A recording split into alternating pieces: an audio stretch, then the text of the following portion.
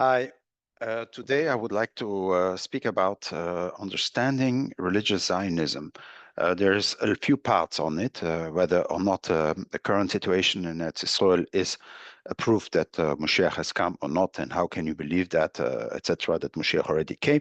This is a second part or the third part, but for the moment I really would like to discuss the question that are we a nation or are we a religion? So when I describe myself as being Jewish, or anybody normally today that would say I am Jewish means that I am part of the Jewish religion, that I'm supposed to follow the Jewish religion or not, or I'm not following it, or I am following. But this is the basic definition of being Jewish, means to be a religion. And that is something that I would like to prove to you today, or at least to put an opinion forward that explains it, that we are not a religion, but we used to be a nationality.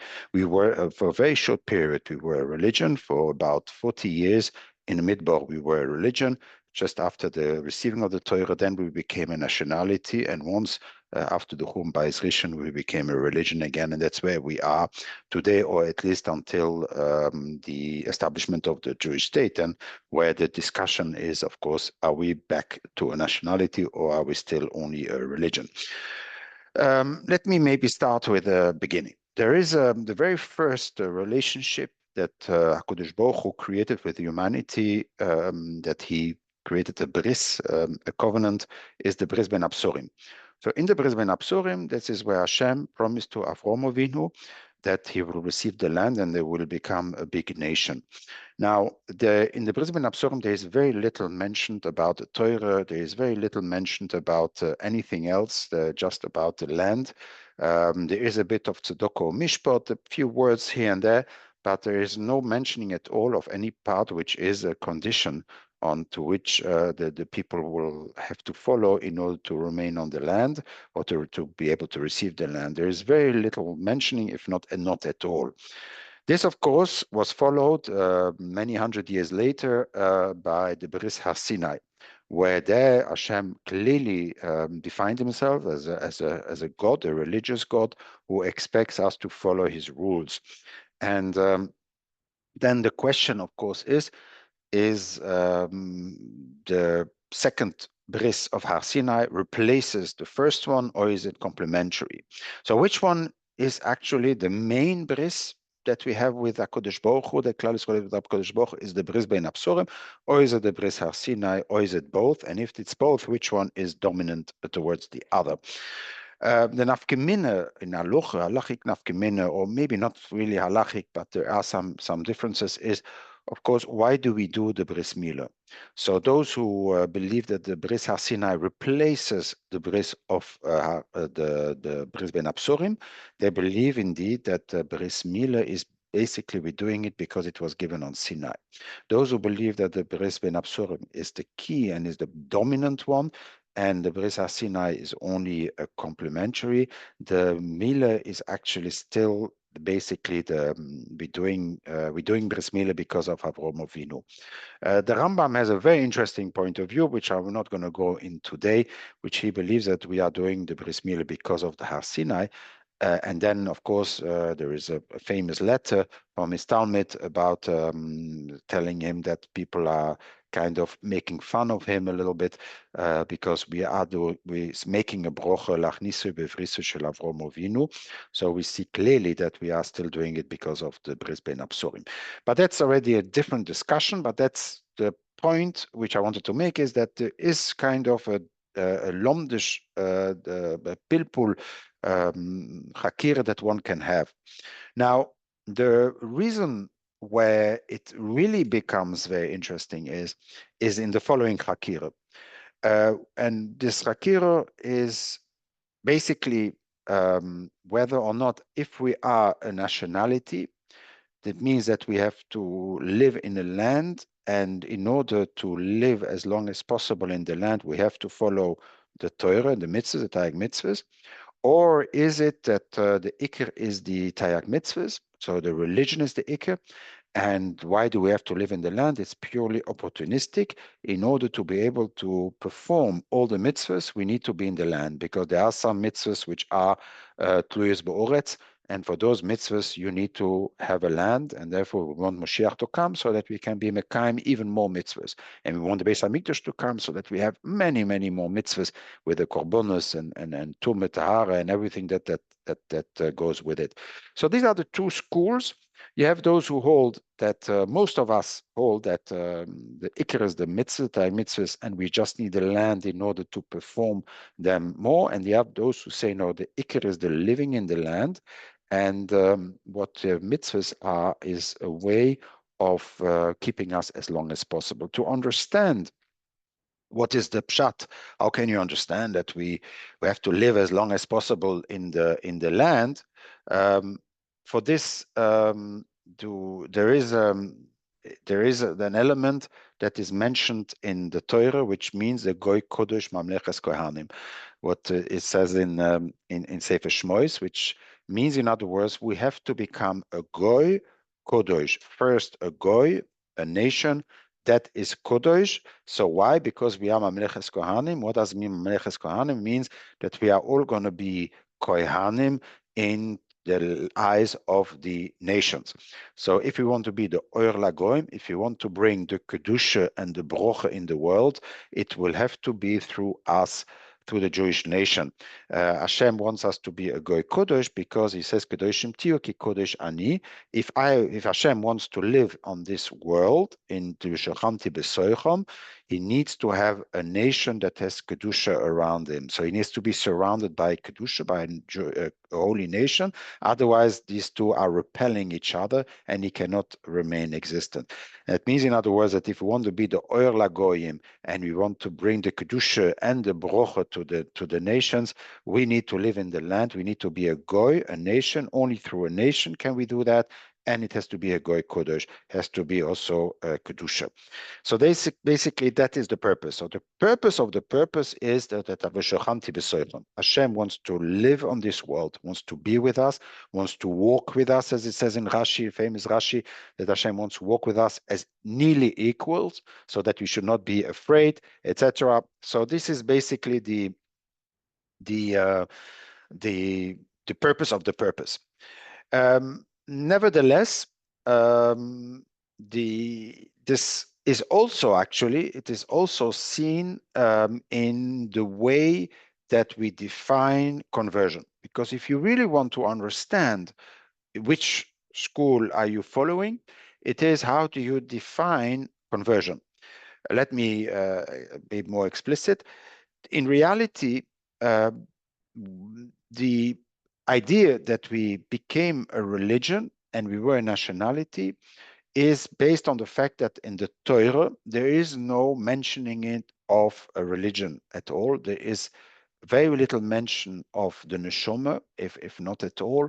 Very little mention of Olam Habo, which are the cornerstones. These are the fundament of a religion, is about the neshama, the soul, and about the Olam Habo, and about the verticality, the relationship that you have with Hashem.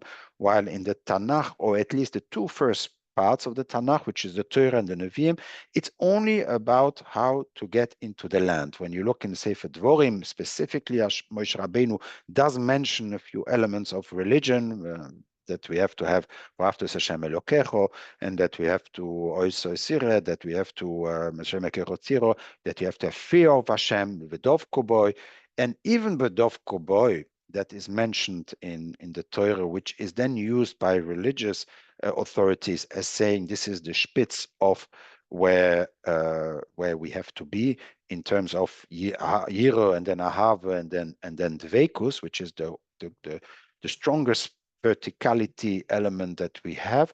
Even that, Chazal are saying, and Rashi mentions it also in Chumash, that Dveikus means to be ma'urachum, afaturachum. So in other words, it's about horizontality. And there is a third medrash in Kedoshim by the Parsha of Orle, which says that mentions it. You can see it in the Medrash Rabbah on Kedoshim, Parshas Kedoshim by the mitzvah of Orle. He clearly says that what does it mean to be dobok in Hashem? It's to plant trees in the land in Eretz Yisrael. So in other words, somebody who plants a tree in Eretz Yisrael is the Dveikus in Hashem. So you see here again that this element of the Dveikus, which is used so much by the religious people, is actually can also be translated into something which is more nationalistic. But the conversion to become Jewish in the Torah has two words for that. The real word, if you want, that we are experiencing it, not that how we call it, is Misyahadim. That is in Megillas Esther. We speak about Misyahadim, which is basically really, and that's also the first time that we speak about a DOS, a religion. The Dosehem Shonim. That's, in other words, the concept of a religion is mentioned really the first time is in Megillas Esther. And I'm not going to go into why Megillas Esther, but it's clear that Megillas Esther basically Megillas Esther is the last book of the Tanakh, and it's also the beginning. In other words, it's a transition between the two religions, that we were originally a religion of Torah Shebirsav, and that we became a religion of Torah Shebal Peh, as the Sfas Emes explains. In other words, we were Torah Shebirsav is a nationalistic book, a manifest on becoming a nation, while the Torah Shebal Peh is about religiosity, is about davening, is about fear of God, and is about halachas and about rituals and everything that is related to my verticality, essentially. And so therefore, in the Megillas Esther, it makes sense to speak about Misya Hadim and about a dos. But originally in the Torah, somebody who is a converted person is called a ger. And a ger, what is a ger? Be'etzem, a ger is nothing more than somebody that applies for to receive a passport Eretz Israeli. In other words, he asks to join the nation, and this, of course, has to be accepted or not. But the condition to be accepted, of course, would be to keep the Torah mitzvahs.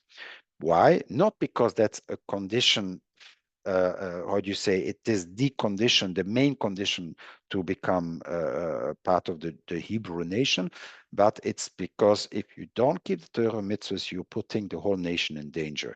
That's why the Moshe Rabbeinu says multiple times, Uvi arto horo ikirbecho. So in other words, if you will accept people to live in the land and they will do avodah zorah, or they will steal, or they will do all kind of horrible things, this will put the whole nation into danger. V'soki horetz esrem. To keep the Torah mitzvahs is leman yirbu yemechem alu adomo. So basically, the Torah mitzvahs will keep us safe, and we have to stay. The purpose has to be that we live in the land for as long as possible. So Geir is actually is related to a passport. I already spoke about that the whole Korban Pesach is a renewal of my passport. That even as a Jew, the Korban Pesach is kind of confirms me to be part of the Jewish nation. That's why the Toishov, a Toishov and a Sochir and a Ben Nechor are not allowed to eat the Korban Pesach. These are three different types of passports. You have the temporary resident, the working resident, and then you have the tourist. Those are not allowed to eat the Korban Pesach. Of course, once we became a religion, the Torah Shabbat Peh translated it into religious items. So the Toishav is the one that was Mol Veloy Toval, and the Ben Nechor is the Jew that is a mummer. So we are finding how, if you want, we're changing the definition, the taich, the translation of those words from passport, from nationality issues to religious issues. So about conversion. And so it's clear that once we lost the country, once after the Churban Bayis Rishon, we lost the element of nationality, that from that moment on we became a religion, and therefore also conversion became an element of accepting the Torah mitzvahs as the core of the process of conversion. And the going to live in the land of Israel is, of course, like we explained, is just a way to get to be able to be Mekayim or mitzvahs, or to keep yourself a holy and spiritually higher. But so there is a transition moment, which is that originally we were a nationality. Now, what is the Torah? The Torah keeps us as long as possible. You can also explain the Torah as being our cultural element. Each nation has a culture which has come naturally. It is thousands of years that it took the Italians to perfect the pizzas and the spaghetti, the French, the baguettes, etc. While we, the Jewish nation, Hashem gave us our culture. He said, "This you're going to become a new nation." And on Har Sinai, Rebbeinu Shalom told us, "This is going to be your culture." The culture of what you're going to eat, how you're going to eat, what you're going to dress, how you're going to perform wars, and etc. etc. All the agricultural laws. So this is basically not it's our culture, but imposed by Hashem. That's why we went also to Mitzrayim as avodim. We had to become avodim in Mitzrayim so that Hashem can strip us off from all our original cultural background that we developed in the times, in all those existence that we existed until then, and then that he can really, once you are a slave, you lose your identity, you lose your culture, you lose your history, and then Hashem gave it to us. This, which is basically, if you read in the first Rashi in Mishpotim, Eila Mishpotim Asher Tosim Lifnehem, it's also to put in front of them. In other words, it should become part of our historical background. We should deal with these Mishpotim. These halachas have to be part of our national conscience, as if it was already for thousands of years with us. So basically, that's the viewpoint of the religious Zionist, is that we are first a Zionistic. We are first a nationalist. We are actually a nationality. And then we became a religion after the Churban Bayis Rishon, and that's a very important transition that exists now. One of the answers that this can give is that because it is a famous question, why does the Rambam not count Yishuv and Kibush Eretz Yisrael as a mitzvah say? So the main answer normally goes that because the Ramban asked that on the Rambam, and he indeed adds Yishuv and Kibush as one mitzvah, of that even today you have to go and to be Koivesh Eretz Yisrael, and it's a mitzvah say, says the Rambam, that the Rambam has forgotten. So the main answer is that it's a Hersha mitzvah. It's not really a mitzvah, it's a Hersha mitzvah, that you need it only in order to be able to perform the mitzvahs Atruis B'Ores. But that's not a very good answer, because in reality the Rambam counts, for example, building a Beis Hamikdash as a mitzvah say. Now, if you say that the mitzvahs of the Mikdash are separate mitzvahs, he has Maaseh Chatos, Maaseh Oilem, Maaseh Oshom, he's got a lot of mitzvahs that are related to the Beis HaMikdash. So then in that case, why is there a mitzvah to build the Beis HaMikdash? Elomai, this is not considered a real Hersha mitzvah. But if we understand that we are already a nation, that Hashem wants us to become a nation, and that the Torah only is, the Tayag mitzvahs is only on how to make sure that we are remaining a Goy Kodosh, in order to be able to remain as long as possible so that Hashem can live amongst us, then it makes sense that the Tayag mitzvahs is not should not have inside the Kibush and the Yishuv Eretz Yisrael, because that's the basis. So the basic is we are a nation. Hashem wants us to be a nation, and he gave us the Torah in order to keep it and as a culture of that nation. But becoming a nation is not part of the Tayag mitzvahs. That's already, it's like Derech Eretz, that is Kodmol HaTorah. To do chesed, to behave normally and to work, etc., is not part of the Tayag mitzvahs, because the Tayag mitzvahs helps us in knowing how do we have to behave with a person. We should not, that instead of doing tikkun oilom, we should not chas v'shulam do a churban oilom. So in other words, the first fundamental elements is derech eretz and Yishuv Eretz Yisrael for a Jew, derech eretz for humanity. The Tayag mitzvahs helps us in how to be, not to be noitel mizeh v'noitel lozeh v'noisen lozeh. So as Rashi explains in Chesed Amim Chatos. So he explains there that that it is not to be noitel mizeh v'noisen lozeh, and this is what the Torah is teaching us, is helping us in making sure that we are going in the right direction. And for a Jewish perspective, it's how to to stay as long as possible in the land. But to go into the land and to do their cheretz, these are elements that are outside of the Taryag mitzvah. They are before the Taryag mitzvahs. So that's how you can understand. It's very, very difficult to understand for somebody that is used to and has accepted the Haredi point of view of that we are a religion. It's also Rab Shimshon Raphael says clearly not like that. He clearly says that what forms us together is not the nation, not the geographic part of the nation, but it is the religious part of the nation that creates us and makes us that we are one entity. It's not a national. In reality, when you look in Parshas Noach, you see that what creates a group to become a nation or a people is the three elements: is l'shoinoisom, l'mishbechoisom, l'goyeyem be'artsoisom. So in other words, there are three elements which defines a group of people. It's either l'shoinoisom, this is the language, the culture, the religion, everything that is the values and the history of this nation, that we share the same history. The second part, le mishbechoisom, we share common ancestry, and then you have le goyeyem be'artsoisom. What does it mean, le goyeyem be'artsoisom? It's the nation that is related to a geography. We live in the same land, or we come from the same geographical limited area, and that's the king, that we share the same king, the same flag, the same military, etc. But it's very geographical defined.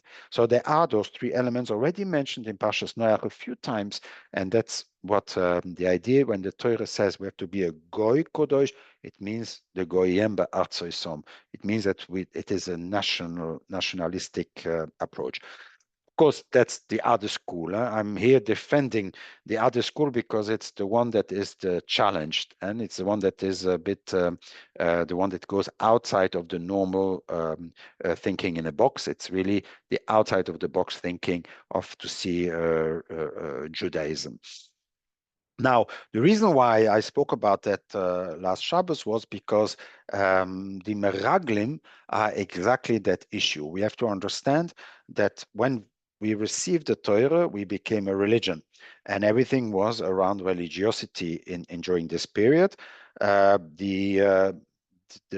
When we started to get closer to entering the land, there is a big resistance of the people because they don't understand. Suddenly, we just became a religion, Nasa V'Nishma. We accepted it as a religion, and suddenly now Moshe Rabbeinu tells us that we have to become a nation. We have to start entering a land. We have to develop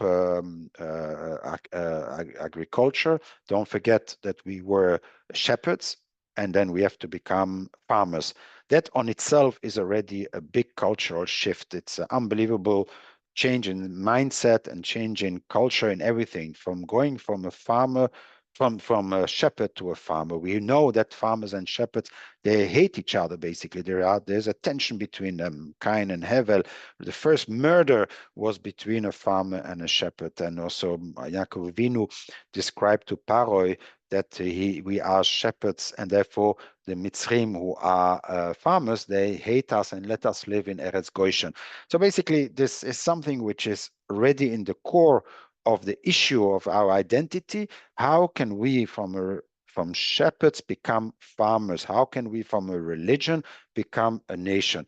And that's a big issue.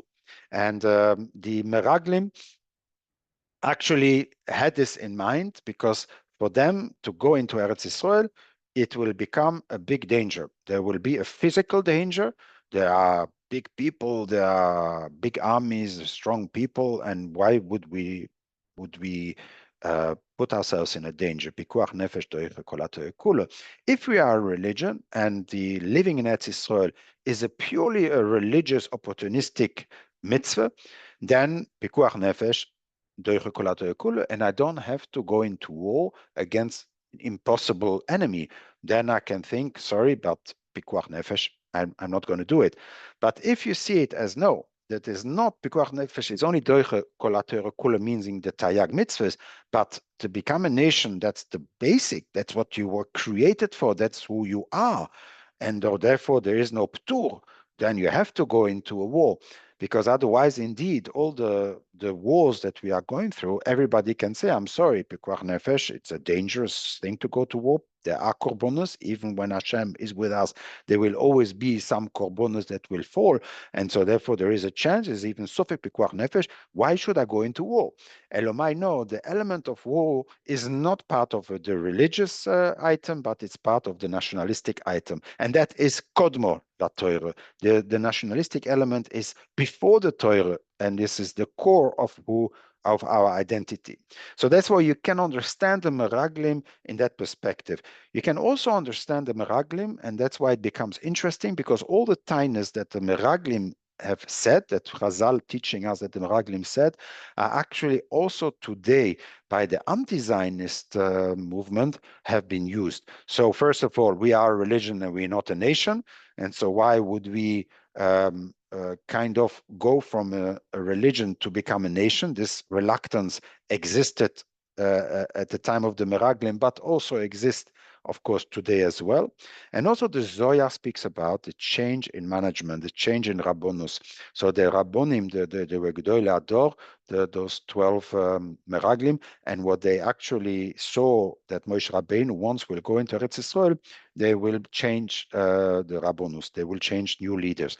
And now, of course, you can look at it from a purely opportunistic perspective, that they were afraid that they will lose their Stelle, as we say in Yiddish, or you can say, no, they understood from Moshe Rabbeinu that they will put different kind of leaders, which means leaders that are not only halachic experts, but also actually um, experts in logistics, in military, in economy, in finance, in agriculture, in culture in general, and things like that, in art, everything that the nation needs in order to be a nation. And so those leaders will have to be a little bit more open-minded. And that's something which the Meraglim could not accept, because they were afraid that people will go up to Eretz Israel, they will be replaced by more open-minded and more, how do you say, generalistic Rabbonim, and that they will, of course, not be able to keep the standards of Yiras Shamayim that they had in the Midbar in Eretz Israel. And so it is purely a defense mechanism of not to lose the religious quality that we had in the Golus, which is in the Midbar. And once we go into Eretz Israel, we'll have different issues and problems, and we'll have to become a nation, and we'll have to work, and etc. And this will create a loss in religiosity. And this they could not accept. Similar to what also the anti-Zionistic movement claims, that once you go to Eretz Yisrael, you struggle and you have other nisyonis, which brings you down in your religiosity. There is, of course, another element which is brought down by, I forgot which of the religious Zionistic Sforim, Gedolim, which brings down that, and I mix a little bit their opinions together with the Netziv, but basically there is a medrash that says that Klal Yisrael had Sefer Bereshis in Mitzrayim. Now, whether they had it as the format that we have it today, I don't know. But in any case, there is a very logical assumption that Klal Yisrael knew that Avram Avinu was told that it will be 400 years in Mitzrayim. So they knew, they looked on their watch, we still have 190 years to go through Mitzrayim, to be in Mitzrayim. Comes a person which, as the Netziv explains, does not look very Jewish. Moshe Rabbeinu did not look Jewish. He looked like a Mitzri. He was raised a Mitzri, went to Egyptian schools. I don't even know how he knew Hebrew and what type of Hebrew he knew, but in any case, he looked like a Mitzri, dressed like a Mitzri, and he was behaving like a Mitzri be'etzem. Because when the Benois Yisroi, the daughters of Yisroi, said Ish Mitzri, he did not correct them. So, but basically their first reaction was Ish Mitzri. In other words, for them, he looked like a Mitzri. And so therefore, that's what the Netziv explains in a letter that he writes to the Choiv Zion as well. And there he explains that because they complained that the Choiv Zion, the leadership are modern people, doctors, and not Rabbonim. And so he explains that the ones that are bringing us to Geula, Moshe Rabbeinu, that was our first Moshiach that brought the Geula from Klal Yisrael, he was also at the time considered as a modern person and not Aaron. His brother had probably a very long white beard with a bekitcher and a gartel. He looked proper Jewish. Moshe Rabbeinu did not, and therefore they actually continuously doubted his authority. Even via Minu Bashem for Moshe Avdoi, but still there was a still of a doubt. Something is wrong here, that they were expecting somebody with a Jewish element, and that they that actually that to come, somebody should come over, which is what we call today a modern. And in some instances, somebody might even call it a little bit an assimilated Jew because he went off and he didn't go to Jewish schools, and then he went to Midian, married a Kohen, from a Bas Kohen, from a Midianis. So he married outside of the Jewish community. So basically, they would actually, and maybe rightfully, in the pure definition of what assimilated means. So an assimilated Jew comes and tells them that, yeah, these 400 years, no, now is the time to go out. Of course, people would start to doubt it. Of course, now we have the Mofsim and the Oisois, so Mofsim Tashem made, so that they were convinced that it's okay. But still, they had this in mind because the text says it clearly 400 years, and you are taking us out after 210. So we are 190 years too early. How do you describe that? And that bothers them very, very much. Similar today, the taina against Zionism is also the three shvuos that is mentioned in the Gemara. The Gemara clearly mentions that we are not allowed to go up to Eretz Yisrael with force, that we have to wait for Moshiach. And so this text is so strong that they cannot accept anything that would even rather give a little bit of a hint that maybe it is time, maybe the current Zionistic movement is the Schalte de Geula. They cannot accept it because it is written, and also because the people that have started it off are the modern people, exactly the same as the time of of Klal Yisrael when they went out of Mitzrayim.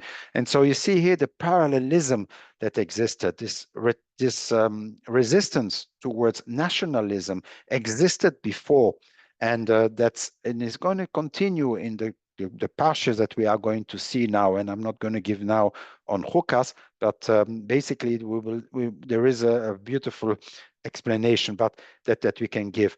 But it's clear that the resistance to against Zionism is because there were modern people, non-religious people, and mainly a lot of them later on became anti-religious people even. But the main core is there is a Gemara in Ksubas, the Gimel Shvuos. Now, in reality, this text has already been answered. So there is a famous Reb Meir Simcha's letter, Reb Meir Simcha, the Osomer, the Meshech Chochmah, that writes clearly in a letter that since San Remo, since the Goyim agreed to give us our homeland, kind of to let us come up, then it's not anymore considered Bechoimo. So we are not coming with force to Eretz Yisrael, but we got permission from the nations. And so therefore, Reb Meir Simcha says clearly that the Shvur, the Isur of the Shvur, is not valid anymore after the agreement of San Remo. That's a famous letter of the Meshech Chochmah. There are other answers, like that Arizal says that it's only 1,000 years, the Shvur. Meanwhile, it's more than 1,000 years, and the valid Shvur is not valid. There are others that explain that this is conditional if the Goyim also keep to their Shvur, but since the Goyim did not keep to their Shvur, we don't have to keep to our Shvur.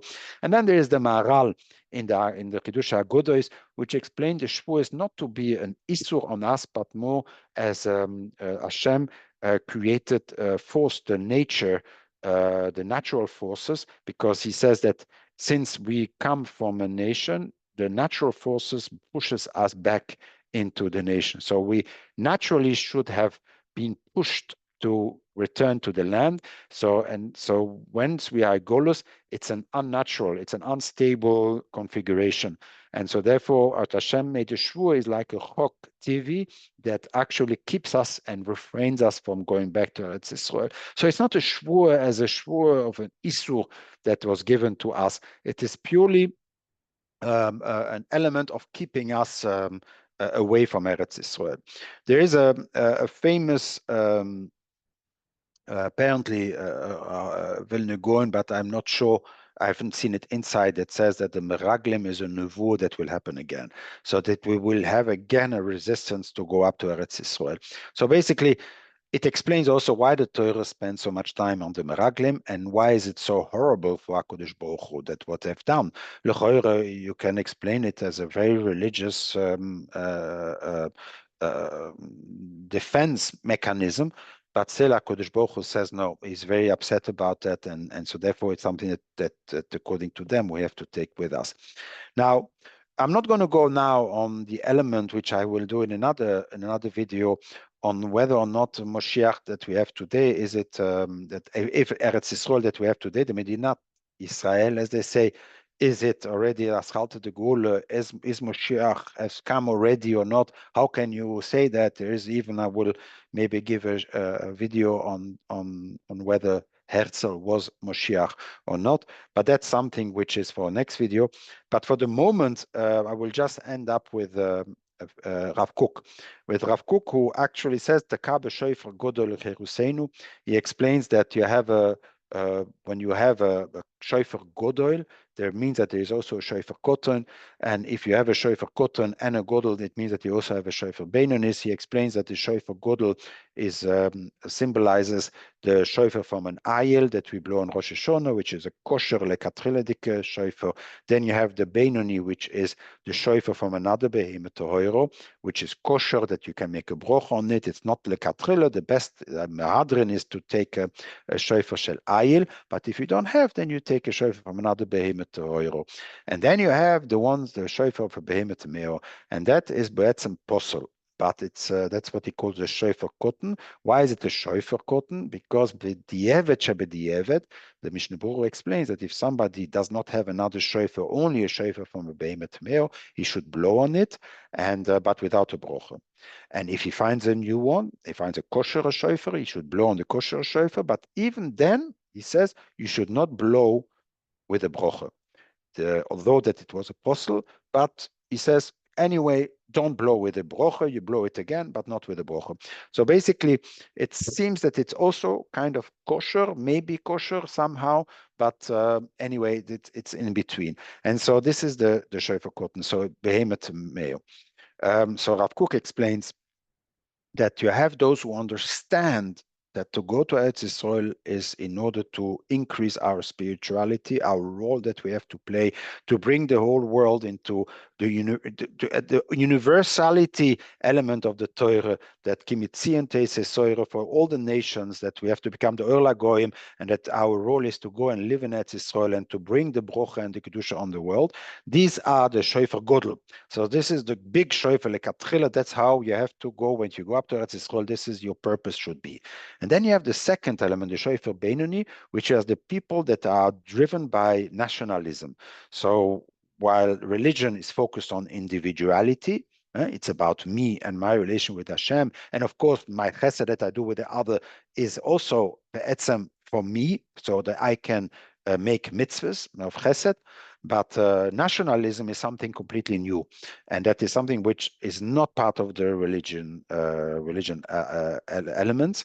It's outside of religion elements, and therefore it's according to Rav Kook, it's a higher call be'etzem to become a goy kodesh. But unfortunately, he explains that this nationalistic movement is of course a higher call that came from Hashem inside our neshumas, but the condition had to be that we should become a goy kodesh, and we not those people who became nationalistic. They actually did not adopt the Torah. But in any case, even then, he says it's a Beinoni. It's kosher, and you can make a brocha on it because it's a higher call than just your individual. And then you have the shofar cotton, which is the shofar from the behemoth male.